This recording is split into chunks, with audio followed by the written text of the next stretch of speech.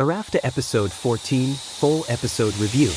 This episode of Arafta unfolds like a slow-burn emotional storm, where every scene carries the weight of past wounds and unresolved truths.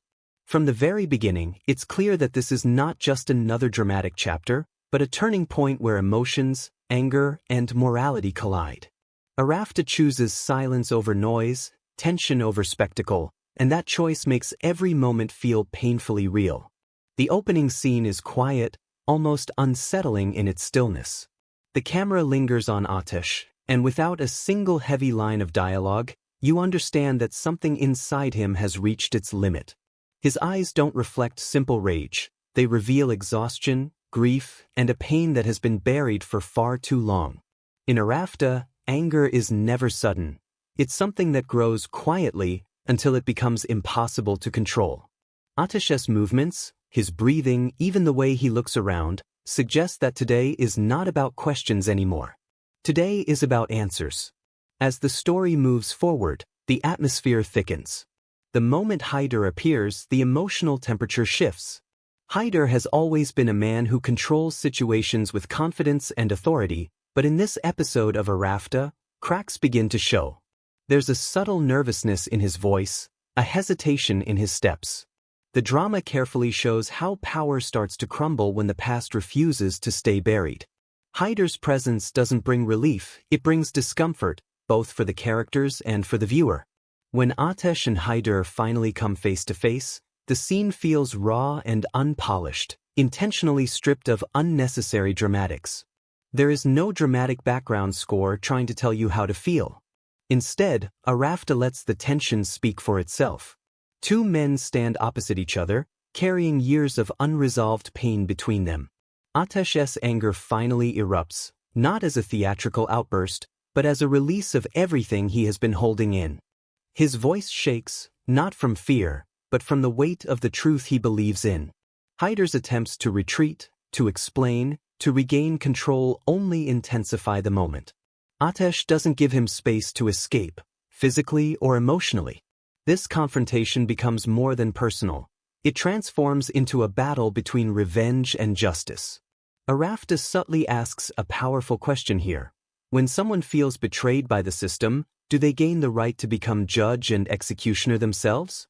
As the confrontation escalates, the emotional depth of the episode grows even stronger. Haydar being forced to lower himself is not just a physical act. It's symbolic. A man who once stood above everyone now finds himself begging. His repeated claims of innocence, his desperate pleas, create a deeply uncomfortable tension. Arafta does not push the viewer to believe him or reject him outright. Instead, it places the audience in an uneasy position where certainty feels impossible.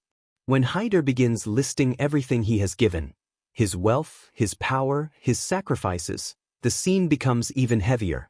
These words don't sound like generosity, they sound like justification. Arafta challenges the idea that material offerings or agreements can erase moral responsibility. It quietly asks whether control and compromise can ever replace truth. Ateş's response cuts through the air with brutal honesty. When he speaks about Haydar deserving punishment long ago, it doesn't come across as hatred alone. It feels like the voice of someone who has lived with unanswered questions for years. Arafta refuses to paint Ateş as a hero or a villain. Instead, it presents him as a broken man standing at the edge of a decision that could change everything. The moment the conversation turns toward the idea of killing, the episode reaches a moral breaking point. Haydar reminding Ateş that he is not a killer adds another layer of complexity. It's a desperate attempt, but also a reflection of truth. Arafta forces the audience to confront an uncomfortable reality. Sometimes the line between right and wrong isn't crossed with a single step. It's approached slowly, one emotional wound at a time. The mention of Mercan shifts the entire energy of the scene. Her name carries emotional weight far beyond words. Mercan represents love, vulnerability, and the last thread holding Ateş back from losing himself completely. Haydar swearing on Mercan's name, calling her his only support, turns the confrontation into emotional chaos. In this moment, emotions overpower logic, and the viewer feels just as torn as Ateş does. Just when the tension feels unbearable, another voice enters the scene, urging Ateş to lower the weapon. This intervention is not loud or dramatic, it's firm and grounded. It serves as a reminder of law, morality, and restraint. Arafta uses this moment to draw a clear contrast between emotional justice and legal justice. The idea that guilt must be proven in court, not decided in anger, becomes the emotional core of this scene. The line about having to cross over a body first before allowing a killing is delivered with quiet determination. It's not a challenge, it's a stand.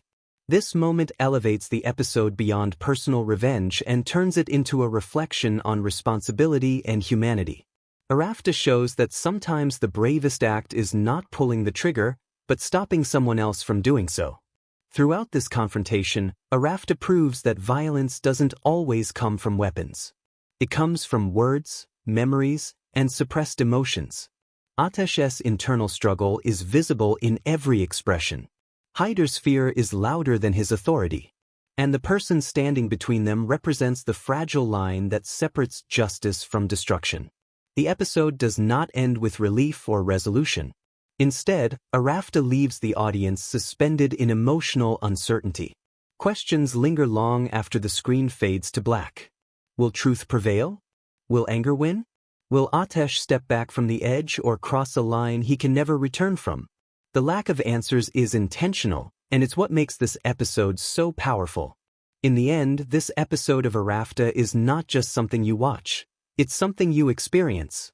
Scene by scene, it pulls you into a deeply emotional space where every choice matters.